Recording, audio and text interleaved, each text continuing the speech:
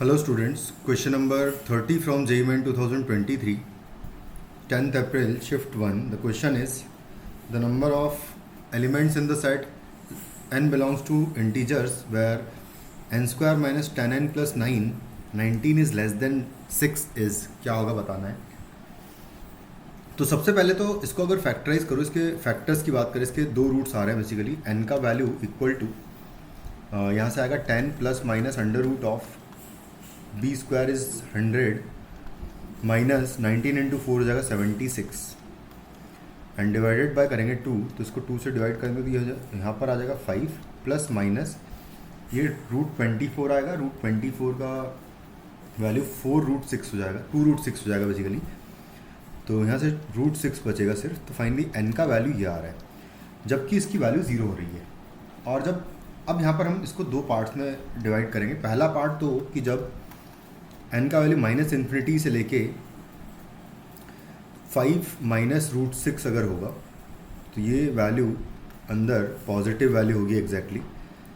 और अगर ये वैल्यू पॉजिटिव होगी और साथ में यूनियन 5 प्लस रूट 6 से लेके इन्फिनिटी, तो directly as it is open होगा ये। तो n square minus 10n and plus 19 less than 6 है, तो माइनस 6 हो जाएगा इक्वल टू लेस देन 0 आ जाएगा। तो यहाँ से आएगा n square minus 10n and minus 5 minus करेंगे 9 माइनस 13 हो जाएगा ये, और प्लस का आएगा लेस देन 0। तो यहाँ से अगर देखें तो n का वैल्यू यहाँ से अगर कैलकुलेट करेंगे तो n इज इक्वल टू आएगा 10 plus minus under root of 100 minus 13 into 4 करूँगा अगर मैं, तो 13 इंटू 4 हो जाएगा 1352, 52 हो जाएगा यहाँ से, और डिवाइडेड बाय आ जाएगा 2। और इसको कैलकुलेट करूँगा तो 5 प्लस माइनस यहाँ पर रूट 48 आएगा। रूट 48 जो है उसको अगर ध्यान से देखा जाए तो हम इसको 16 इंटू 3 लिख सकते हैं, तो 4 कॉमन आ जाएगा, तो 2 रूट 3 बेसिकली यहाँ से आ जाएगा। तो 5 प्लस माइनस 2 रूट 3 आएगा। और लेस देन यानी कि छोटे रूट से बड़ा रूट यहाँ से आंसर आएगा, यानी 5 माइनस 2 रूट 3 से लेके 5 प्लस 2 रूट 3 यहाँ से आएगा वैल्यूज़। ये आंसर होंगे सारे। अब बस इसमें जो इंटीजर आंसर्स है वो अगर काउंट करें, इन दोनों का बेसिकली हम लोग पहले तो इंटरसेक्शन लेंगे। 5 माइनस रूट 6 और यहाँ पर अगर देखा जाए तो 5 माइनस 2 रूट 3 यहाँ पर आएगा, और 5 माइनस 2 रूट 3 बेसिकली नहीं, सॉरी 5 माइनस 2 रूट 3 तो कम होगा इससे, मतलब कि अगर देखा जाए तो ये 5 माइनस रूट 6 यहाँ पर आएगा, 5 प्लस रूट 6 यहाँ पर आएगा, और 5 माइनस 2 रूट 3 अगर देखें तो 5 से और ज़्यादा कम क्वांटिटी होगी, क्योंकि 5 माइनस ये लिखा हुआ है रूट अंडर 3 दूनी 12 लिखा हुआ है एक्चुअली। तो यहाँ पर मैं ऐसा करता हूँ कि इसको यहाँ पर लिख देते हैं, और ये वैल्यू होगी 5 माइनस रूट 6 यहाँ पर कर देते हैं।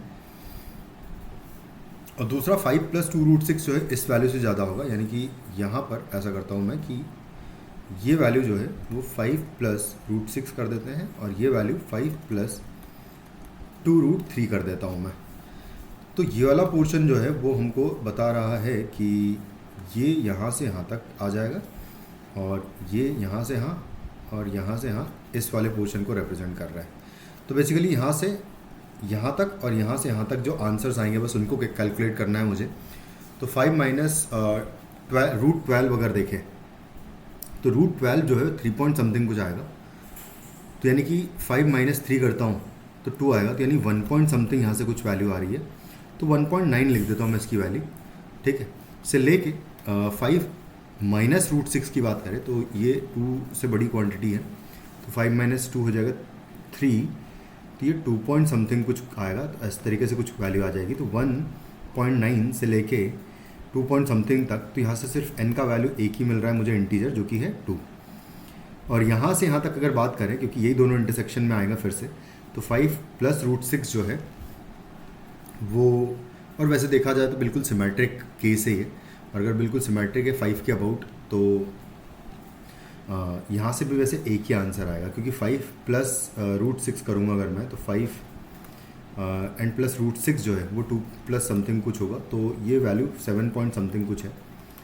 और यहाँ पर अगर देखा जाए तो ये वैल्यू होगी क्योंकि ये 3 प्लस समथिंग कुछ है तो 8 प्लस समथिंग कुछ हो जाएगा ये, तो इसके बीच में इंटीजर सिर्फ 8 आ जाएगा, तो एक इंटीग्रल वैल्यू 8 हो जाएगी। 2 इंटीग्रल वैल्यू तो यहाँ से आ गई है। एक केस बस अब लास्ट हमको सॉल्व करना है कि अगर मान लो 5 माइनस रूट 6 से लेके 5 प्लस रूट 6 अगर n का वैल्यू हुआ तो उस केस में ये नेगेटिव के साथ ओपन होगा, तो यहाँ आ जाएगा minus n square plus 10n आएगा, n आएगा माइनस 19 लेस देन 6 आएगा। तो यहाँ से अब बस सबको उधर ले जाएंगे अगर, तो n square minus 10n and plus हो जाएगा 19 प्लस 6 25 हो जाएगा, ये ग्रेटर देन 0 आएगा। तो बस अब इसको कैलकुलेट कर लेते हैं, तो n इज इक्वल टू, अच्छा यहाँ पर b स्क्वायर 25 चौक 100, यहाँ से कोई वैल्यू आएगी नहीं एक्चुअली, नहीं सॉरी, यहाँ से तो हर एक वैल्यू कैलकुलेट कर लेंगे क्योंकि देखो सॉरी इसका डिस्क्रिमिनेंट इक्वल टू आ रहा है 10 का स्क्वायर मतलब 100 माइनस आ रहा है 4 इंटू 25, 4 इंटू 25 जो है ये तो एग्जैक्टली परफेक्ट स्क्वायर बन रहा है, n माइनस 5 का होल स्क्वायर बन रहा है ये, और ये ऑलवेज ग्रेटर देन 0 होगा। बस n का वैल्यू 5 नहीं हो सकता, उसके अलावा सब चलेगा क्योंकि ग्रेटर देन 0 मुझे चाहिए। तो इस रेंज में जो जो इंटीजर्स आ रहे हैं वो सारे लेने हैं बस 5 को छोड़ के, तो यानी कि 5 माइनस रूट 6 करेंगे, तो 5 माइनस रूट 6 यानी कि रूट 6 होगा, 2 माइनस कर दूंगा मैं, तो 5 माइनस 2 करेंगे अगर तो 3 आ जाएगा, यानी कि ये वैल्यू 2.9 कर देता हूँ मैं, से लेके 2.9 से लेके ये अगर देखें तो 5 प्लस कर दूंगा ये मैं 2 पॉइंट समथिंग, तो 7 पॉइंट समथिंग आएगा, तो 7.9 कर देता हूँ, चलो है ना, ऐसा लिख देता हूँ मैं क्योंकि हमको सिर्फ इंटीजर्स काउंट करना है, एग्जैक्ट वैल्यू से मुझे कोई लेना देना नहीं है। तो यहाँ पर जो इंटीग्रल वैल्यूज आ रही है वो आ रही 3, 4, 5, 6 एंड 7, ये वैल्यूज आ रही है। इसमें से मुझे 5 नहीं लेना है क्योंकि 5 पर तो ये 0 होगा, तो 0 नहीं चाहिए मुझे, ग्रेटर देन 0 ही चाहिए सिर्फ।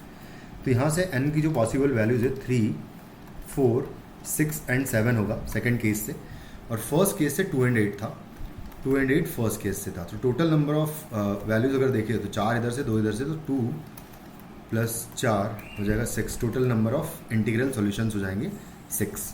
Thank you.